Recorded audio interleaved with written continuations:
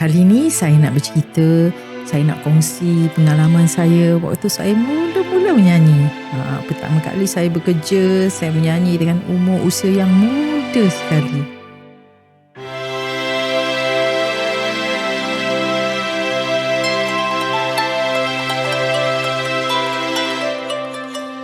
Kali ni saya nak berkongsi dengan kawan-kawan semua macam mana saya mula menyanyi di klub-klub malam, di coffee house. Dia ada. Saya nak bercerita mula-mula. Saya ni maklumlah, orang kata dikenali sebagai penyanyi rumah orang kahwin, ataupun penyanyi benci tapi rindu dekat Kampung Pandan tu. Memang tahulah saya ni, dan saya ada buat program radio. Jadi sebelum saya nak pergi ke klub-klub malam dan coffee house tu, saya ada saudara yang bernama Zainal. Abang Zainal saya panggil. Abang Zainal ni dia banyak menghantar penyanyi bekerja di coffee house, dan dia pun main muzik. Dia pun I think he's a drummer, maybe, tak silap saya. So dia banyak menghantar saya pergi, menghantar penyanyi-penyanyi pergi ke hotel, coffee house, macam agent lah untuk menyanyi. Dan saya pula waktu tu ada mengganti, buat penyanyi gantian.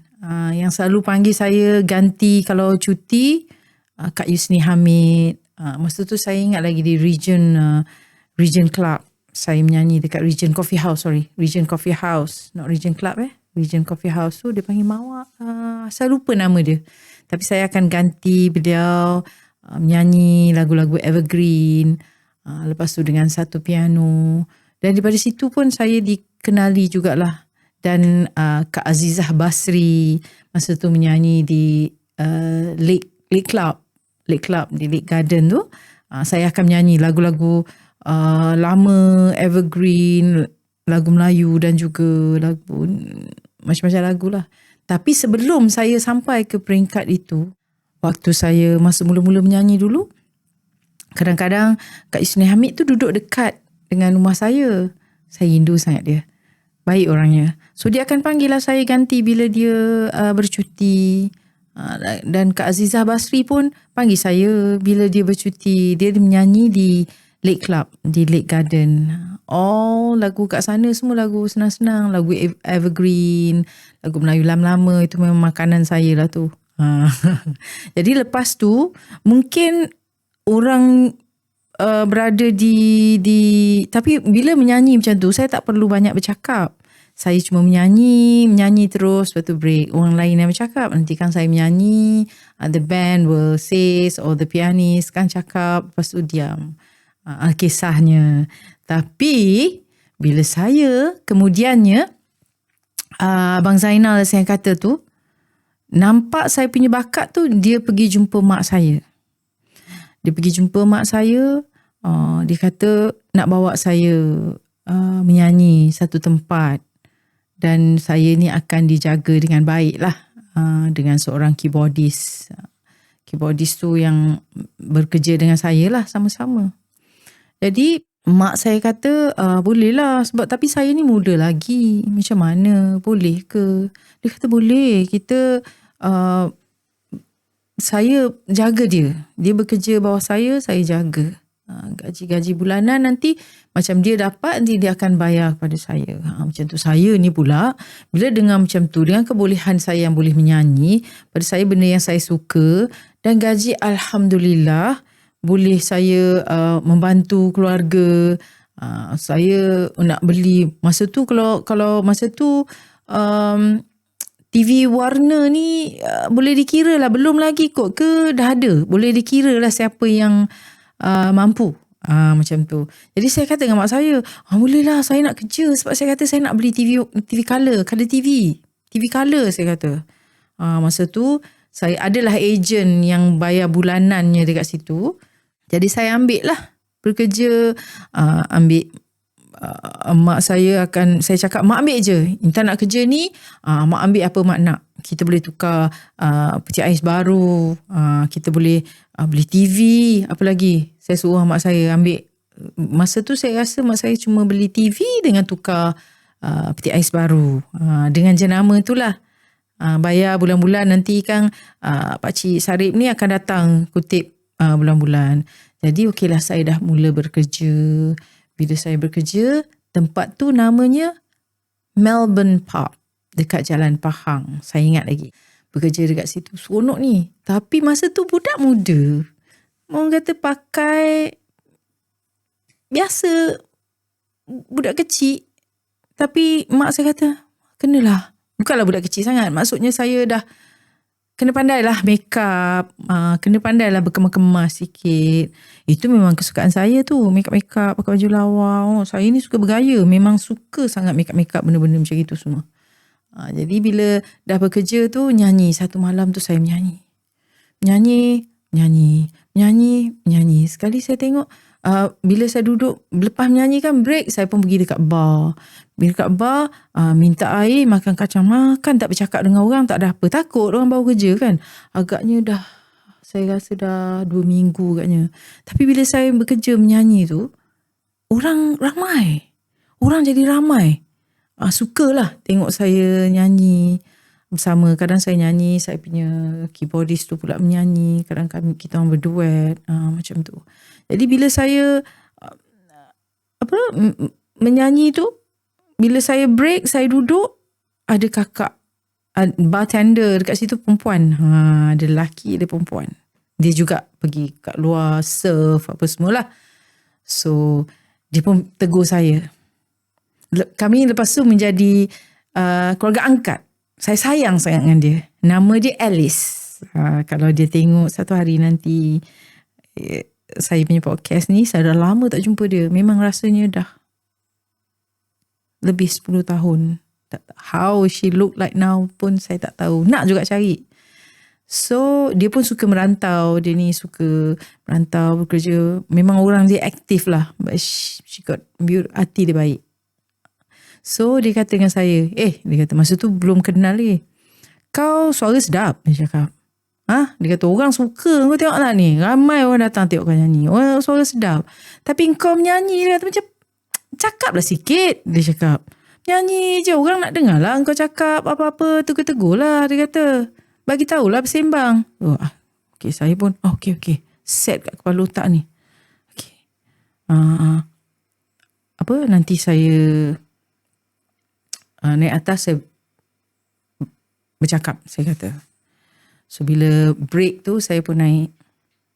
Saya akan nyanyi satu lagu. First, hari tu saya tak cakap. Hari tu saya diam, saya tak tahu apa lagi. Bila komplain tu saya diam. Saya pun tak tahu macam mana nak buat ni. Kita pun tak tahu. Tak macam sekarang. Sekarang kalau kita tak pandai, kita boleh buka YouTube, kita boleh tengok macam-macam, kita belajar kan. Tapi masa tu tak ada. Kita kena pandai-pandai sendirilah. You pandai-pandai you lah. Nak tanya mak pun, mak pun tak tahu. Cakap lah. Mak kata apa? Tak tahu, cakap lah apa nak cakap. Bagi tahulah lagu apa nak nyanyi. Jadi okey, besok pagi tu saya pergi. Saya pun cakap, good evening. Masa tu saya tak berapa fasih dalam bahasa Inggeris ni. Good evening. Sebab saya ni sekolah Chinese, sekolah Tianghua. Saya sekolah Cina. Good evening. Song number 1. Saya pun nyanyilah lagu, macam-macam lagu lah. Dedicated to You lah, lagu My Way, atau lagu macam-macam lah. Lagu Melayu. Masa tu lagu, saya nyanyi lagu Kak Uji Rashid, nyanyi lagu Khatijah Ibrahim. Lepas tu yang lagu kedua pula, saya akan cakap song number 2. Nyanyi lagi. Nyanyi. Orang suka. Orang pun tepuk. Minat tau. Ya je. Orang pun request lagu. Lagu ni. Jadi saya pun ambil lagu tu letak. Kita ni akan susun lah lagu tu. Dia ada 4 break atau 2 break. Dia malam tu saya habis pukul 12 macam tu lah. Kita akan ada 4 breaks atau 3 break, 4 kali nyanyi lah macam tu. Jadi bila lagu yang ketiga, saya akan cakap song number 3, saya pun nyanyi. Song number 4, saya menyanyi. Song number 5, bagi title dia. Sekali saya tengok dia orang dekat bar tu, gelak. Gelak tengok saya. Macam, bukan dia tak tengok saya. Dia orang gelak. Sebab depan tu bar tu betul-betul. Bartender tu depan to serve air tu betul-betul depan saya. Dia cakap, song, dia orang gelak. Saya kata, apa pasal dia orang gelak ni? Mas, aku mesti ada buat sesuatu benda ni yang tak kena. Dia orang macam gelakkan saya ni. Jadi bila dah nervous tu nyanyi tu, song number 8, song number 10, song number 11, berapa kali nyanyi lah song number sekian. Bila berhenti, saya pun break. Diorang pun dah tahu saya suka masa tu 7 Up, diorang akan keluarkan kacang. Saya pun makan. So diorang gelak lagi, cik kata. Diorang macam berbisik-bisik macam mana nak buka the conversation supaya saya jangan cakap song number 1, number 2, number 3 sampai ke number 10. Ke number 8 ke. Dia kata, kau ni, dia orang kata, kenapa song number 1, 2, 3, 4? Cakap-cakap lah, kau tak ada orang request ke? Ada, cakap ada orang request. Orang budak baru kerja kan. Masa tu dah jadi, saya rasa dia tengok saya ni budak agaknya, Kak Alice ni, dia kesian agaknya tengok saya. Dia kata, dah dekat sebulan dah saya kerja, dekat nak masuk 2 bulan macam tu. Dia kata, cakap orang bagi lagu, kau say hello lah dekat orang yang tulis lagu ni. Dia kata, oi, kalau kau tak pandai, dia kata, cakap orang putih, kau cakap je orang Melayu. Dia kata, sini pun bukannya orang putih, dia cakap je. So saya ni memang orang yang suka belajar lah, boleh dikatakan macam tu. Saya ingin tahu dan ingin memperbaiki, saya suka macam tu. Lepas tu kemudian tu yang nanti saya masuk sekolah lah, belajar bahasa orang putih semua. Jadi bila yang dah naik ke atas tu, saya pun baca the request paper tu. Orang cakap, okay, dia nak lagu We All Alone. So saya pun baca lah, this song, saya pun baca. Saya ingat lagi, this song I would like to dedicated macam tu cakap, macam dedicate to, macam tu lah baca to this to the person, and cakap thank you. Saya pun menyanyi. Orang yang ramai-ramai tu menengok saya tu bila cakap song number 1, number 2, number 3, satu hal kejap pandang. Ada yang gelak, ada yang tak ambil kisah pun, dia orang suka. Suka saya nyanyi lagu. Bila saya nyanyi request dia orang, dia orang pun faham agaknya budak ni tak kerti cakap orang putih ke ataupun tak pandai bercakap waktu menyanyi. Tapi dan seterusnya bila kelama-lamaan confident tu dah datang, jadi Kak Alice ni pula kesian. Kadang-kadang saya memang tempat tu akan tutup pukul 12. Bila tutup pukul 12, saya akan balik bekerja. Saya naik bas. Saya akan jalan dekat Jalan Pahang tu, saya akan kejar tunggu bas. Tapi kalau saya lambat, bas tu akan tinggalkan saya. Saya akan Jalan Pahang tu, saya akan sorang-sorang. Masa tu, alhamdulillah lah, saya ni dilindungi lah dari keburukan apa-apa kejahatan. Masa tu tak, crime pun tak berapa as bad as now actually. Saya jalan kaki lah kalau terlepas bas. Daripada Jalan Pahang tu saya akan jalan kaki sampai ke Chowkit. Sampai ke Chowkit Road, saya akan tunggu bas mini yang bernombor 45. Saya tunggu dekat bas stand tu seorang-seorang. Jadi orang yang kerja bandaraya ni, yang bersihkan ni, pandang juga dekat saya. Tak tahulah, dia mungkin ingat saya hantu ke Pontianak ke, duduk kat bus stop seorang-seorang kan. Rupanya mak kat saya kat rumah ni dah menangis dah ni. Jadi saya pun tunggu bas sampai baru saya balik. Bas 45, bas yang pertama. Balik rumah, memanglah mak dah tunggu, mak dah menangis. Kenapa balik macam ni? Bas tak ada mak. Itu mak risau, menangis. Mak kata, macam ni lah, kalau macam ni kau tak salah menyanyi. Mak tak suka lah, takut apa-apa hal jadi, apa semualah. Macam mana, ataupun minta Abang Zainal datang ambil ke apa. Abang Zainal tu pula dia kerja. Saya cakap, mak, Intan nak nyanyi, Intan suka nyanyi. Saya cakap, baik, tak ada apa-apa punya. Lepas tu besok pagi tu pergi. Jadi besok pagi tu pergi sembang-sembang dengan Kak Alice apa semua. Cakap dengan dia, Kak Alice, Intan kena balik cepat sebelum pukul 12. Macam mana, nanti bas tak ada, nanti mak tak bagi datang nyanyi. Tu Kak Alice kata, dah jadi kawan kan, macam kakak, sembang hari-hari. Dia pun tengok saya punya perangai ke apa, dia kesian ke apa. Macam ni lah dia kata. hari ni dia kata Kak Alice pergi rumah Intan. Dia cakap, dia orang panggil saya Intan, pergi rumah Intan. Okey lah Kak Alice, boleh tidur rumah Intan sekali. Saya tahu mak saya mesti kasih punya. Besok Kak Alice kita datang kerja sama-sama. Dia cakap, boleh lah tidur rumah Intan. Jadi dia malam tu saya balik dengan dia. Memang dia balik tahan teksi macam biasa, balik rumah. Kenal mak saya pun dah rasa confident, dah bagi saya menyanyi dengan dia, menyanyi pula dengan, dah bagi saya pergi bekerja dengan dia. Malam besok pun balik, ada satu hari dia tak balik, saya balik seorang macam tu. Boleh katakan dia macam, belum lagi lah, nanti dia akan selalulah tidur rumah saya.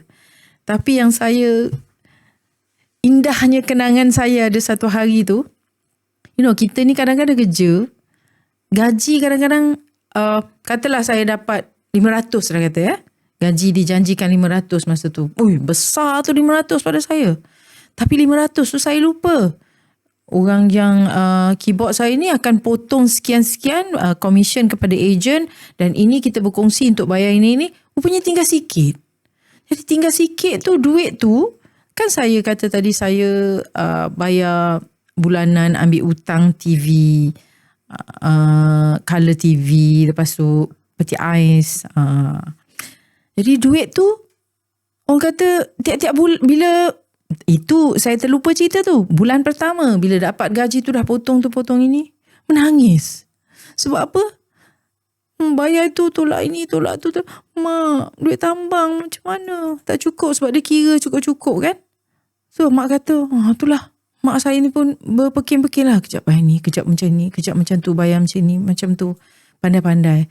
Jadi bila dah bekerja dengan Kak Alice tu, Kak Alice kata okey. Dia pun, yalah, muda-muda masing-masing. Kak Alice pun kerja, agaknya gaji pun cukup-cukup, tak tahu apa. And then bila dapat gaji tu, kita berjanji. Masa tu saya ingat lagi, saya ambil barang, saya tak payah cerita lah, saya ambil barang hutang. Orang dulu-dulu semua tahu, kalau ambil barang mesti tahu jenama apa. Dia famous sangat. Jadi dah bayar tu, cakap dengan Kak Alice, hari ni kadang-kadang tu terkantoi lah, tak ada tambang balik.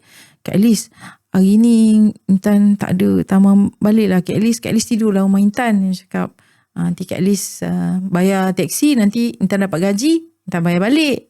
Kata tak apalah. Kak Alice kata, tak payah pergi kira, Kak Alice tidur rumah Intan lah. Tidur rumah Intan. Kita tak apa, don't worry, Kak Alice bayar. Jadi dia ada pula lagi seorang tu, kawan, perempuan juga, tapi duduk di Bangsa. Macam mana dia kata, kita orang kena naik teksi sekali. Saya pun feel safe lah kita dengan Kak Alice ni kan. Macam-macam cerita ni, macam-macam hal ni dengan Kak Alice ni. Seronok pun ada, itu dah datangnya keseronokan itu bersama dengan Kak Alice ni. Lepas tu bila balik naik teksi, dah hantar kawan kita kat Bangsa. Lepas tu balik sampai kat rumah.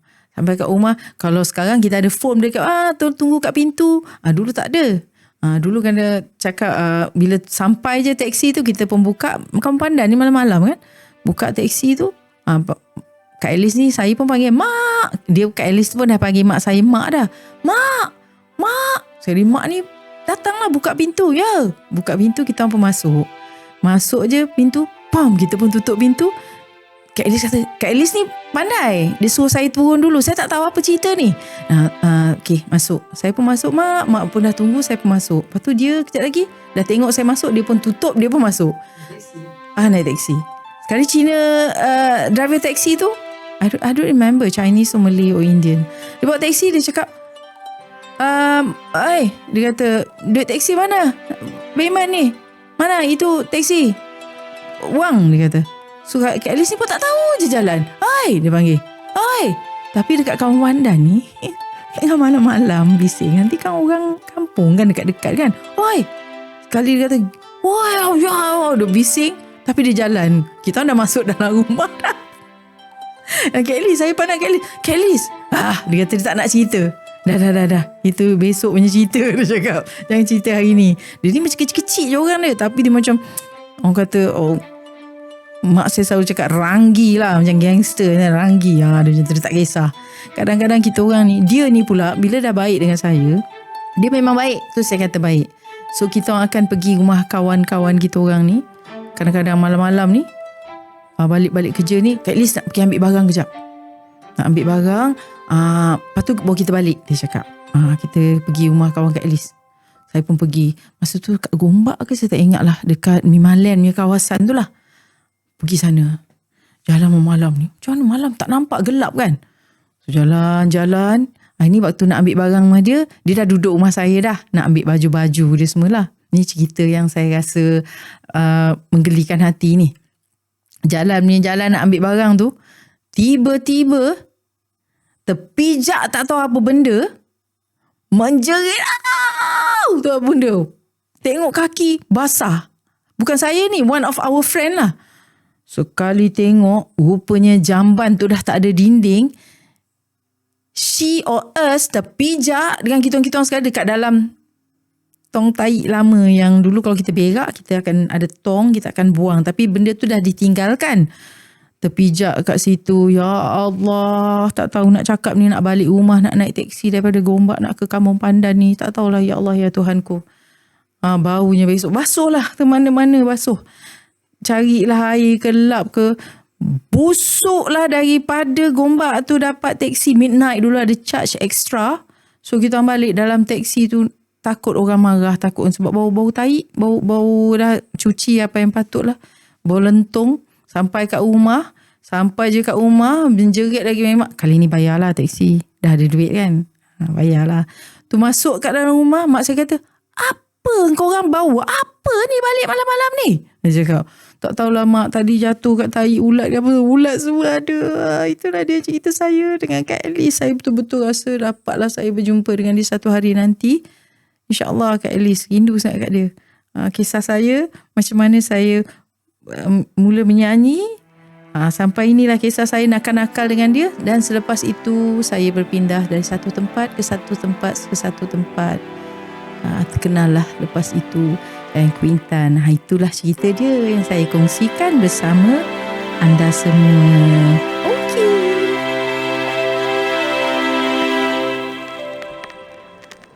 Anda boleh dengar podcast Suara Hati Dayang Kuintan di Spotify, Apple Podcast dan di mana-mana podcast berada. Anda boleh tonton episod-episod video Suara Hati Dayang Kuintan di YouTube channel Dayang Kuintan TV. Penerbit Suara Hati Dayang Kuintan adalah saya, Rush Rosman. Jangan lupa komen, like dan subscribe. Lagu tema Suara Hati Dayang Kuintan adalah daripada Music Wangsa bertajuk Suara Hati.